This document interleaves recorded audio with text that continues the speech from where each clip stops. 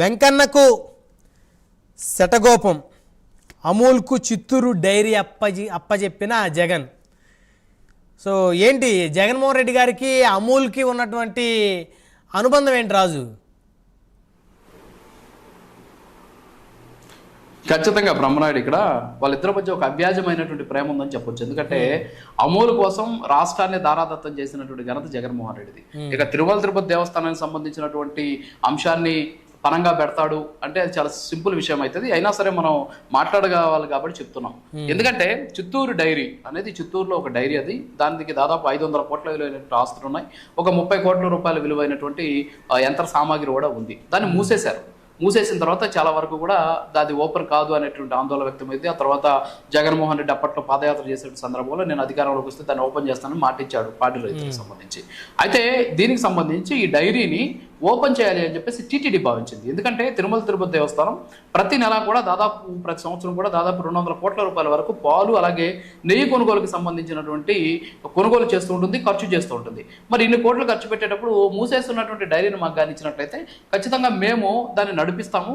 So కాబట్టి నడిపించినట్లు అయితే మనమే సొంతంగా నెయ్యి అలాగే పాలుకు సంబంధించిన ప్రొక్యూర్ చేసుకోవచ్చు అని చెప్పేసి అప్పట్లో టీటీడీ భావించింది. ఈ నేపథ్యంలో 2019 డిసెంబర్ 28వ తేదీన టీటీడీ బోర్డులో ఒక తీర్మానం చేశారు. ఏంటంటే ఆ బోర్డు తీర్మానం చిత్తూరులో ఉన్నటువంటి డైరీ ఏదైతే ఉందో ఆ డైరీని టీటీడీకి కానీ ఇచ్చినట్లయితే దానికి సంబంధించి మేము నడిపించుకుంటాం, దాని మీద పూర్తిగా ఒక డిపిఆర్ తయారు చేయమని చెప్పారు. సో ఆ డిపిఆర్ అంటే డీటెయిల్డ్ ప్రాజెక్ట్ రిపోర్ట్ తయారు చేయమన్నారు. దానికోసం టీటీడీకి సంబంధించిన అధికారుల బృందం కూడా 2020లో వెళ్ళి అక్కడ ఉన్నటువంటి డైరీని పరిశీలించి సో రైట్ కరెక్ట్ ఖచ్చితంగా మనం ఇది చేయాలా, ఇది కానీ చేస్తే ఖచ్చితంగా మనకి ఇబ్బంది ఉండదు, తిరుపతి దేవస్థానానికి అవసరమైనటువంటి నెయ్యి కావచ్చు పాలు కావచ్చు అనేక నుంచి ప్రొక్యూర్ చేసుకోవచ్చు, మనకు ఒకటి ఉంటుంది డైరీ అని చెప్పేసి సొంత డైరీ ఉంటుందని చెప్పేసి వాళ్ళు ఒక నివేదిక ఇచ్చారు.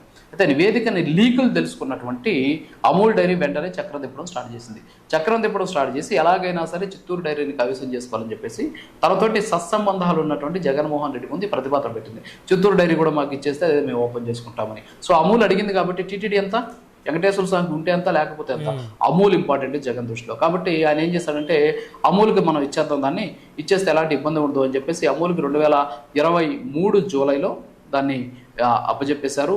ఎంత దారుణం అంటే నెలకి 1 కోటి రూపాయలు, సంవత్సరానికి 1 కోటి రూపాయల రెంటు, అలాగే 99 సంవత్సరాలు లీజుకి ఇచ్చారు. 500 కోట్ల రూపాయల ఆస్తుల్ని అలాగే 30 కోట్ల విలువ ఉన్నటువంటి యంత్ర సామాగ్రిని అమూల్కి ధారాదత్తం చేసేసినటువంటి పరిస్థితి. అయితే ఇక్కడ వాళ్ళు పెడతానన్నటువంటి పెట్టుబడి ఎంత అంటే 385 కోట్లు. ఇక్కడ టీటీడీ సంవత్సరానికి ఖర్చు పెడుతుంది ఎంత, పాలకి నెయ్యికి 200 కోట్లు. అంటే 99 సంవత్సరాలు మేము లీజుకి తీసుకుంటాం, దీనికోసం మేము పెట్టేటువంటి పెట్టుబడి 385 కోట్లు అని చెప్పేసి అమూల్ చెప్తే అయినా సరే అవ్యాజమైనటువంటి ప్రేమతో జగన్మోహన్ రెడ్డి గారు అమూల్కి ఈ డైరీని దారాదత్తం చేసేసాడు. ఒకవేళ నిజంగా కానీ ఈరోజు ఆ డైరీని టీటీడీ కానీ ఇచ్చినట్లయితే ఈరోజు ఇలాంటి పరిస్థితి వచ్చేది కాదు, ఈరోజు కల్తీ నెయ్యి వ్యవహారం జరుగుండేది కాదు, అంతేకాకుండా నెయ్యికి సంబంధించిన ఇంత రాద్ధాంతం జరుగుండేది కాదు, దేశవ్యాప్తంగా ఈరోజు ఇంత చర్చ జరుగుండేది కాదు. అమూల్ డైరీని ఎప్పుడైతే ఎత్తుకెళ్ళి చిత్తూరు డైరీని ఎప్పుడైతే సహకార డైరీని ఎత్తుకెళ్ళి అమూల్కి అప్పచెప్పేశాడో ఆ రోజు నుంచి టీటీడీ కూడా సొంత డైరీ ఉండాలి అనేటటువంటి ప్రతిపాదన కూడా విరమించుకునింది.